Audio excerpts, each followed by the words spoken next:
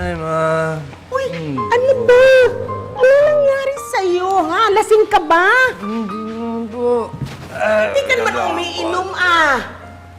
Buboy, Ma'am, bukas yun nakapagalitan. Nantok nga ako eh. mula nung nakilala mo yung Bella na yan, eh nagkaganyan ka na. Hindi ka man ganyan dati, ah. Oh. Ay, Oh. ah. Ito naman, oh. Ay. Oh, yan.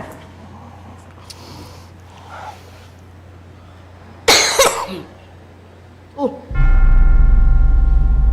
Sino ba tong babaeng kasama ng anak ko? Ay, ba't ganito?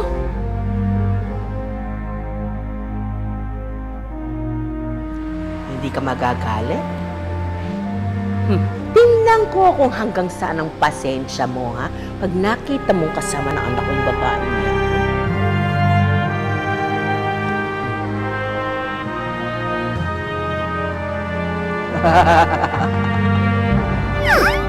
Uy! Boboy! Abay, kanina pa kita hinahanap, ah! Ha?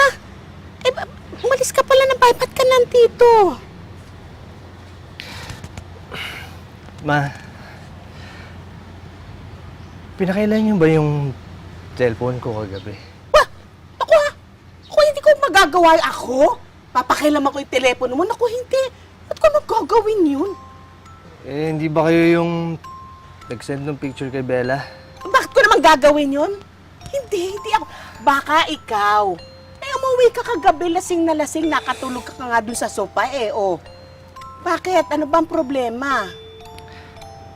Hindi natuloy yung kasal, ma. Nakipag-break na si Bella sa akin eh. Ha? Break agad? Anak, bakit ganun? Oh. Oh. Ano ba itong nagawa ko, Dear Uge? Hiwalayan agad. Plano ko lang naman silang pag-awayin. Kawawa naman ang anak ko.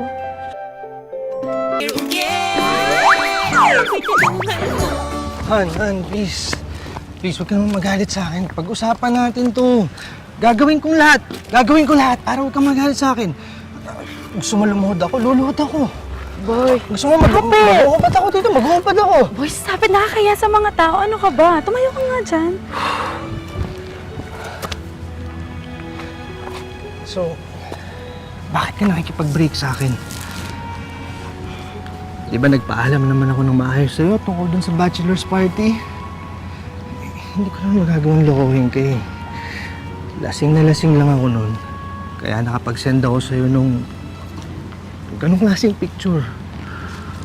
Boy, kilalang kilala kita. Alam mo yan. Alam ko hindi mo sisend sa akin yung picture na yon.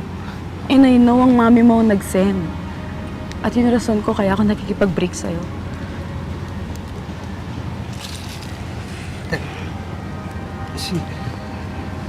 Si Mami?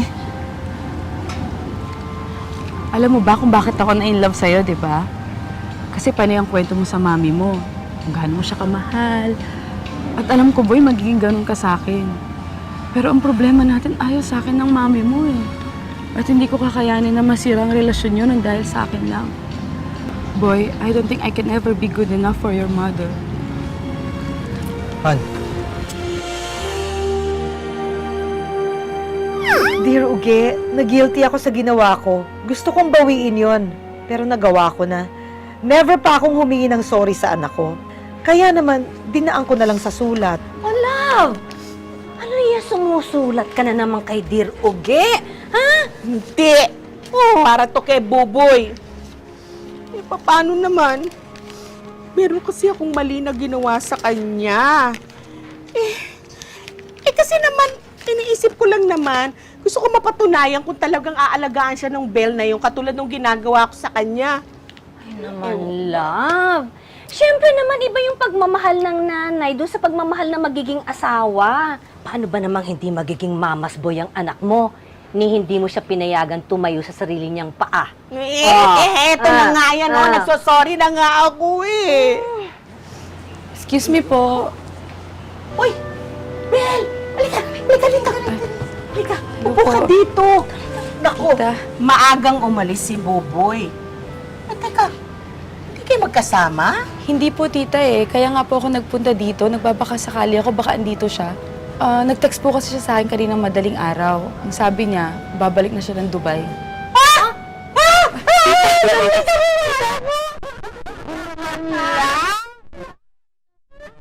Ano naman? Bumalik lang siya sa Dubai, hindi pa patay ang anak mo.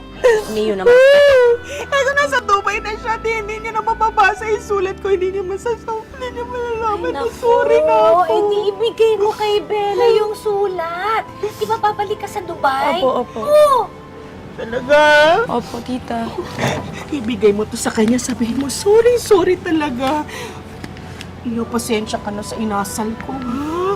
Kasi alam mo naman na mahal ko yan si Buboy ko. Naiintindihan ko po kayo, tita. Bago kaya makilala ng personal, kilala ko na po kayo. Dahil kay Buboy, kayo nga po kasi lagi bukang bibig niya. Isa rin po yung dahilan kung bakit ako na-inlove sa kanya. At alam ko din pong mama's boy siya. Pero, kailangan ko po talaga siyang hiwalayan eh. Ayoko po siyang saktan, tita. Pero ayoko po siyang mahirapan kasi alam ko naman pong ayaw niyo po sa akin. Naku, hindi totoo yun. Hindi totoo yun. Mali nga ako, di ba? Ang bihira naman. Kasi naman, magpapakasal kayo kagad. Hindi man lang ako nasanay doon. Pero, alam mo, ang totoo talaga, maayos ka namang bata eh. Salamat po. Sandali, ito pala. Yan.